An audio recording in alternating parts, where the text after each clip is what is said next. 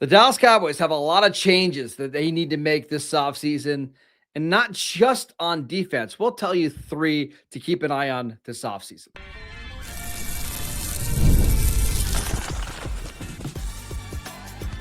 You are Locked On Cowboys, your daily Dallas Cowboys podcast.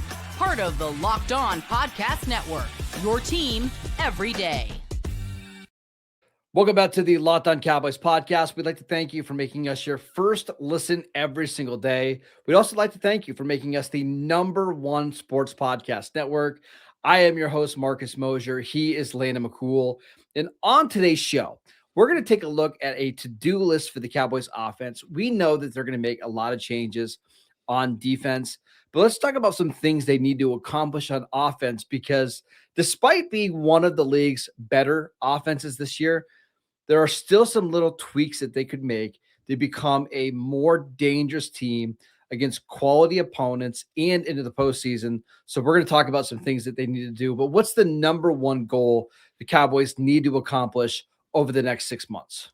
I think the first thing they need to do is add more physicality to the run game. And I don't think that, this is one of the few things that I think is on the offensive list that doesn't require, in my opinion, doesn't require a super big change in personnel, doesn't require new coaching, doesn't need necessarily a change in attitude. I think it's just about them going back, into the back to the drawing board here and kind of going to the grindstone and just improving, right? I think we're going to see year 2 of Tyler Booker. We're going to see year 2 of Clayton Adams as the offensive line coach, and this group that's currently constructed together. Another year of Guyton at tackle. We'll see what's happening at right tackle, but I just think that it's an important thing that I don't think should be missed. I don't think the Cowboys have to do anything other than get back to work here in the offseason. But I think it's an important thing, especially if the Cowboys offense wants to take the kind of next step that's going to be able to support, whatever comes out of the offseason rebuild of this defense. And I even look at a team like Chicago, which I know they didn't advance to the NFC Championship game, but they were really close. They had a physical downhill run game, and they've got a second-year quarterback in Caleb Williams who was a little hot and cold in some of these playoff games, but they were able to rely on the run game against some really good fronts to convert whatever they needed to convert.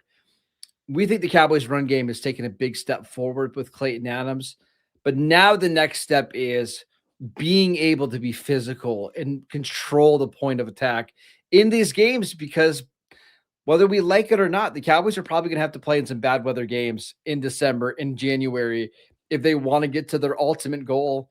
And the best way to win those games is by having a reliable physical running attack. Yeah, and also, it's a way to finish these games against tougher opponents. Like, you're just simply not going to be able to score 45 points every single game. You want to be able to have a lead and then be able to protect and kill that game that you have the lead in, And I think that having a physical run game, a run game that can be effective even when the opponent knows that it's time to run the football and that it's coming. I think that's an important part of being a good playoff football team. I think that you even saw that not only in the NFL playoffs, but in the college playoffs now. Mm-hmm. It used to be that the college was wide open and throwing the ball constantly, and the best teams were doing that well, but running the football, look at Indiana, look at Miami. That's how they got there was obviously Mendoza is a Heisman Trophy winner, but if you watch those offenses, they're run first offenses, and they build their offenses off of that. And I think that's kind of where football is headed back to. And the Cowboys need to make sure that it isn't just about CeeDee Lamb and George Pickens and Dak Prescott. They have to have a foundational kind of third leg of that offers opportunities to kind of balance that all out for the Cowboys when times get tough and things aren't working the way they should be. And I know for some people, I think they believe the way to get a physical running game is to go out and get a physical running back or getting a top flight running back.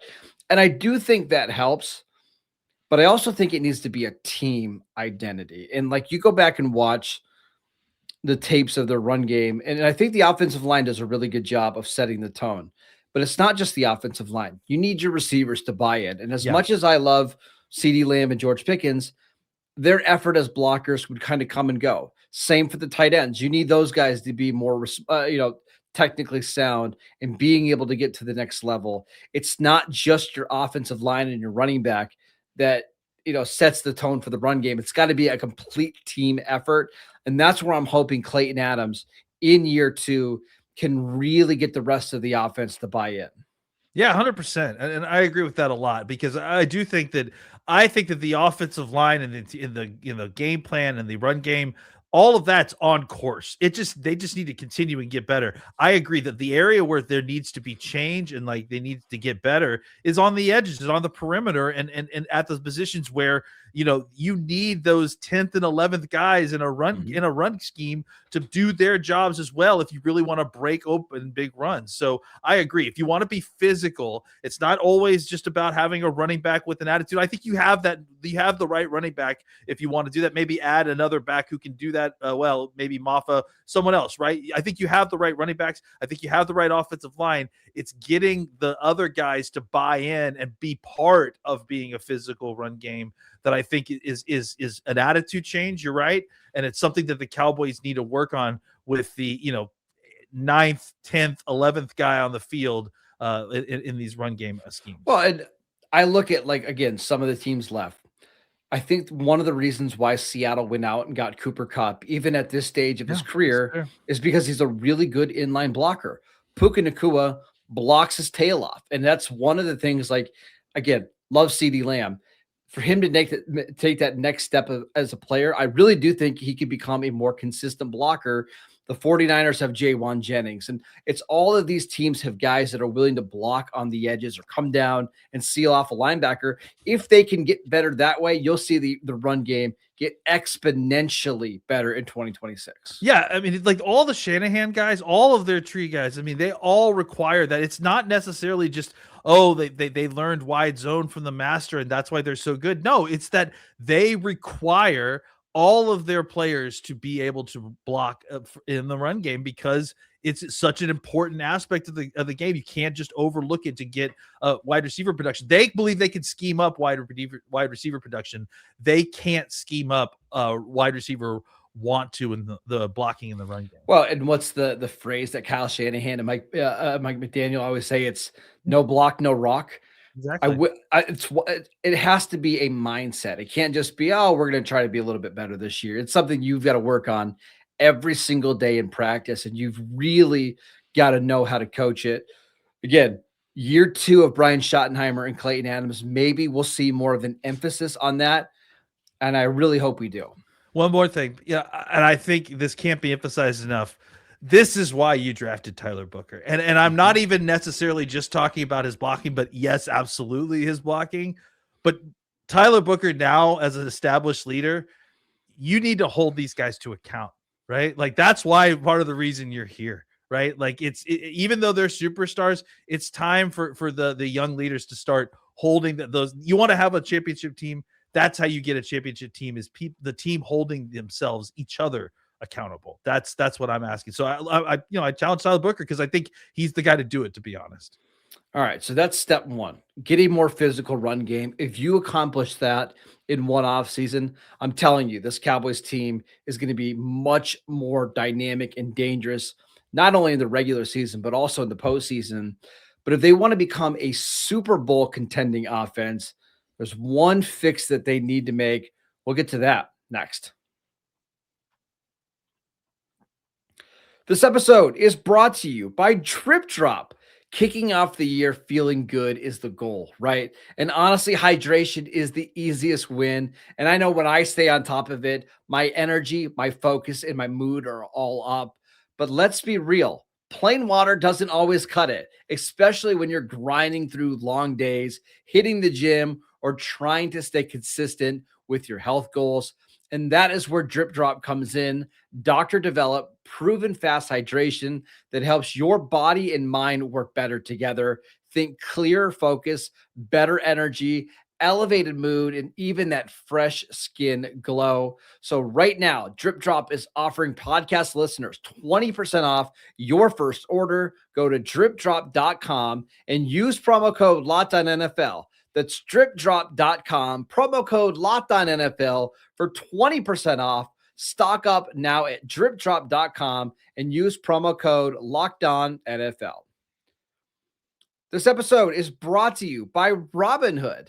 What if sports were traded like markets? Now you can put your sports IQ to test in real time with Robinhood prediction markets. It's not you against the house, it's you participating in a live market. You can buy or sell your positions live all game long. Use your sports knowledge in the moments that matter.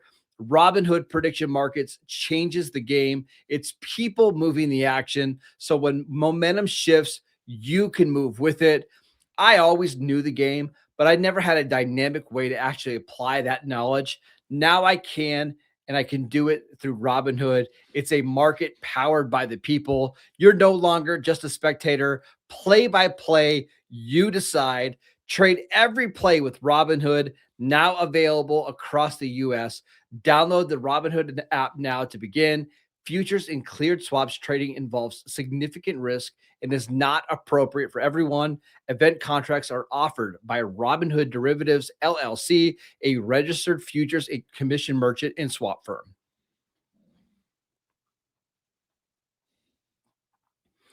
Welcome back to the Locked On Cowboys podcast. We'd like to thank you for making us your first listen every single day. If you haven't done so already, check out the new Everydayer Club. You're going to get ad-free episodes to the Locked On Cowboys podcast, compatible with all of your favorite podcast apps. Just go to lockedoncowboys.supercast.com. All right, Lane, let's talk about the Cowboys' red zone offense, because it felt like that was an area where this team struggled. And that's shocking considering you had a good running game. You had two awesome receivers. You had a tight end that caught a bunch of touchdowns. Why was it so mediocre last season? Yeah, I mean, you have to look at the first segment, right? I think part of it was is that they needed to be more physical in the red zone.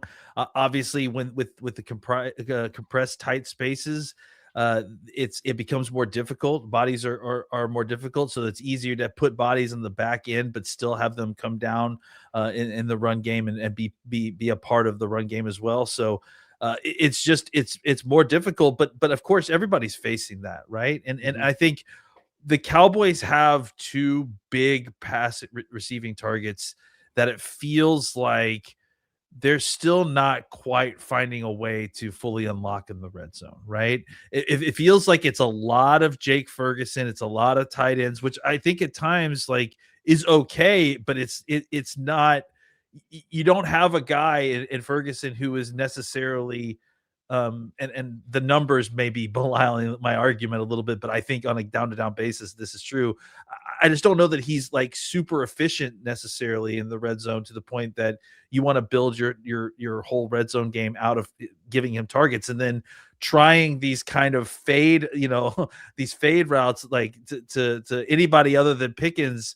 Even CeeDee Lamb, to be honest, like it feels like wasted attempts, and even with Pickens, it feels like wasted attempts. So I just feel like they need a more cohesive plan. It feels like it's a collection of plays instead of a system that they should be operating, that should be building off of each other and creating constraints. They don't necessarily have a thing that they can rely on or hang their hat on. They have a lot of players that they know can make plays between the 20s, and they want to get them targets so that they can get touchdowns.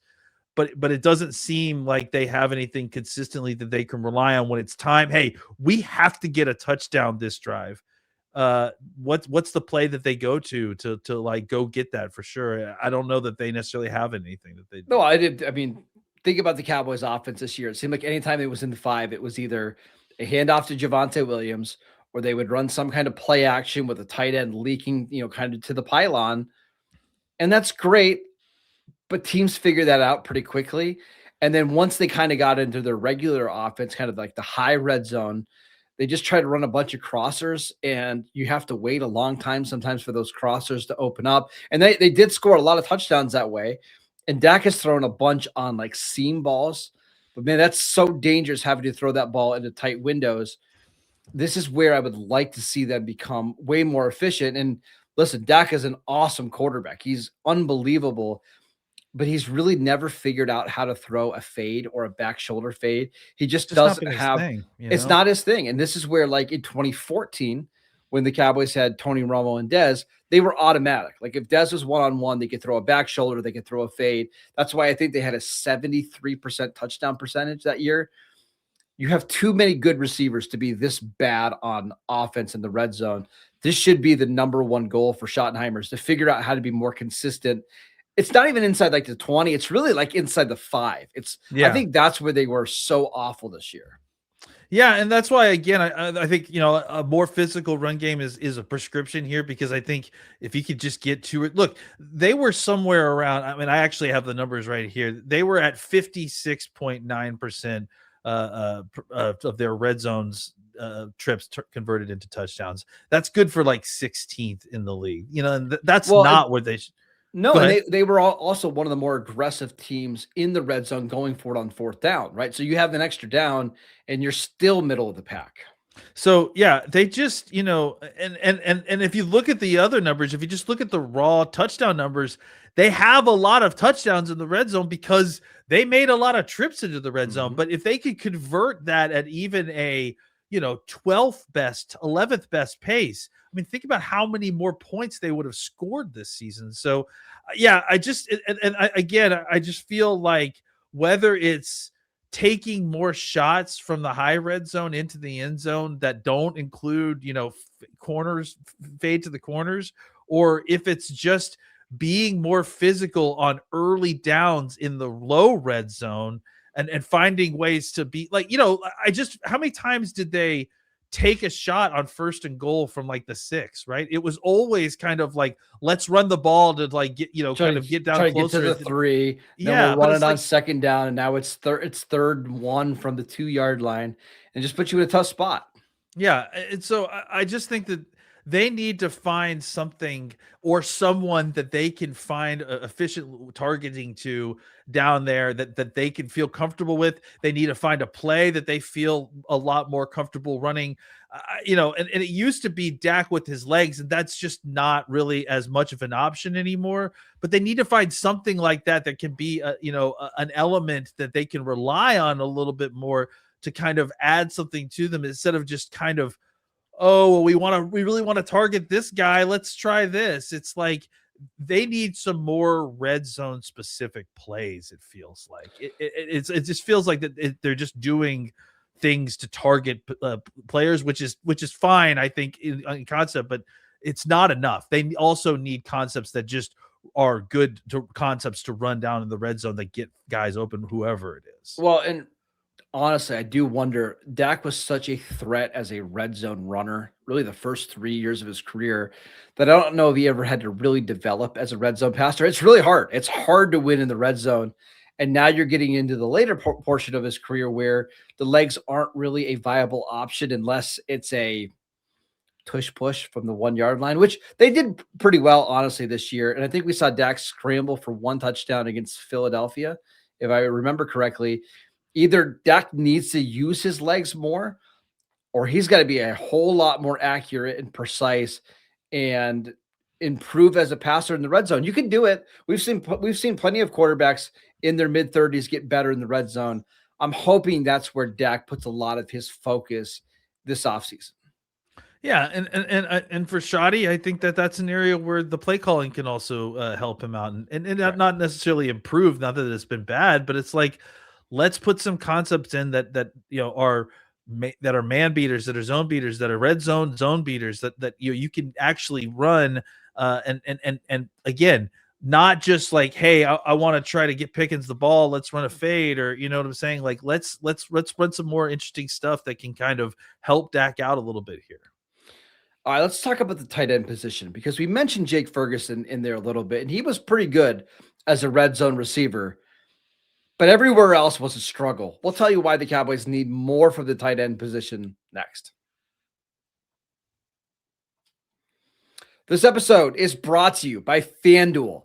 FanDuel is officially in playoff mode every game day during the NFL playoffs.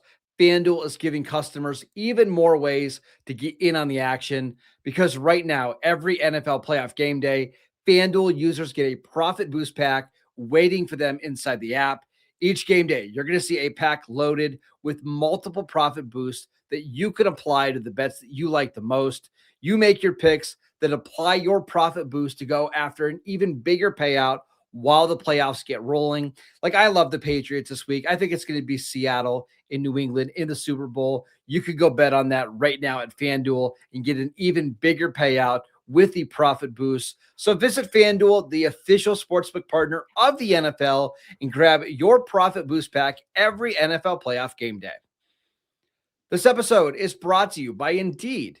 If you've ever hired someone who looked good on paper but wasn't the right fit, you know how important that is. When you want candidates who truly match what you're looking for, trust Indeed's sponsored jobs. Hiring Indeed is all you need. Stop struggling to get your job post seen on other sites. Indeed's sponsored jobs put your post at the top of the page and help you reach the right candidates faster. If I ever needed to hire someone for this show, I would go straight to Indeed and be very specific about what I need, real experience, and not just some resume buzzwords. Spend more time interviewing candidates who check all of the boxes with less stress, less time, and more results using Indeed sponsored jobs. And listeners of this show get a $75 sponsored job credit to help give your job the premium placement it deserves at Indeed.com/LockedOnNFL. Just go to Indeed.com/LockedOnNFL right now and support the show by saying you heard about Indeed on this podcast. Terms and conditions apply. Hiring, do it the right way with Indeed.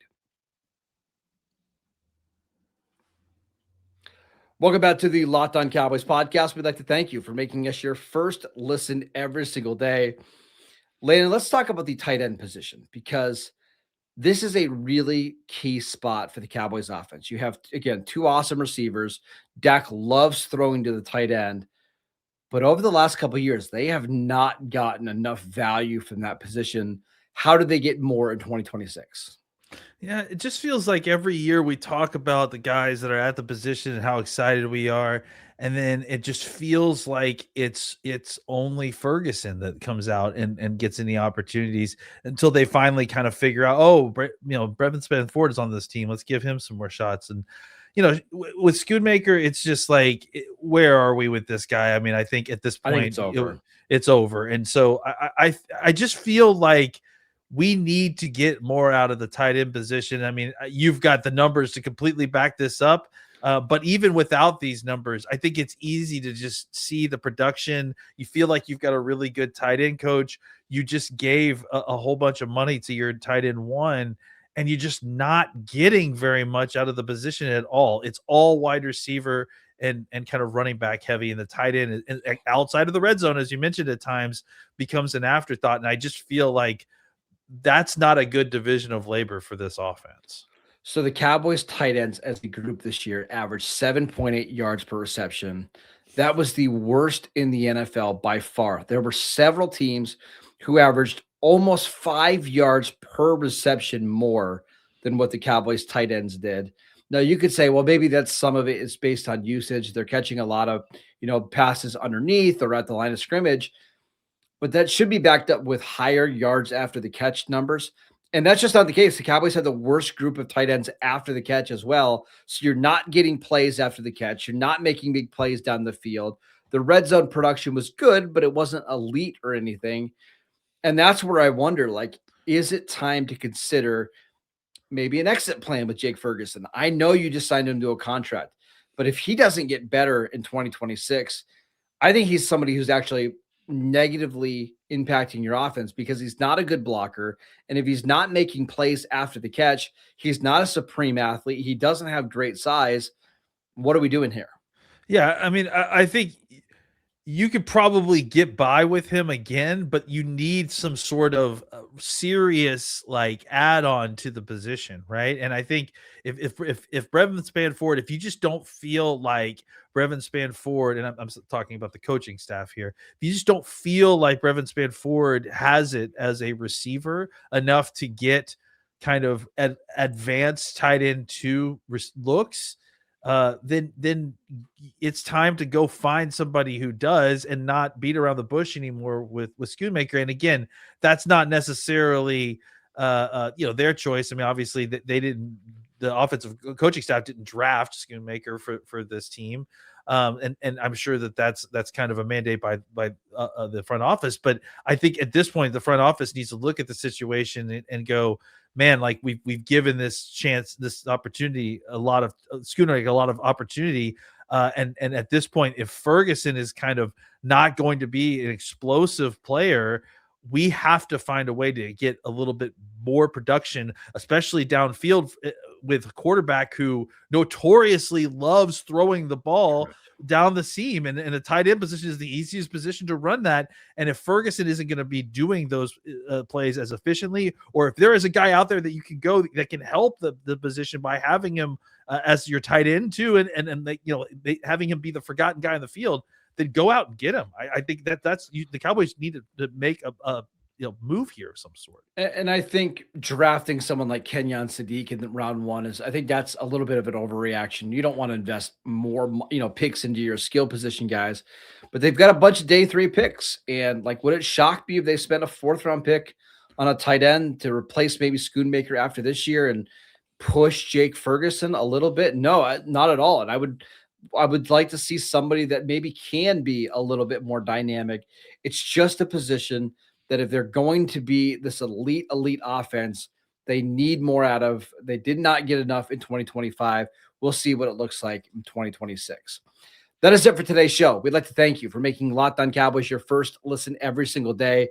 If you never miss an episode, the Everydayer Club is built for you. Get Locked On Cowboys ad-free plus members-only Discord access and so much more. Head over to lockedoncowboys.supercast.com to join the club. And for those of you on video, we can send you the first ever 24/7 national NBA YouTube channel. And on audio, make your second listen the Locked On NFL podcast. Follow Landon on Twitter at McCoolBCB. I'm at Marcus_Mosher. We'll see you right back here tomorrow.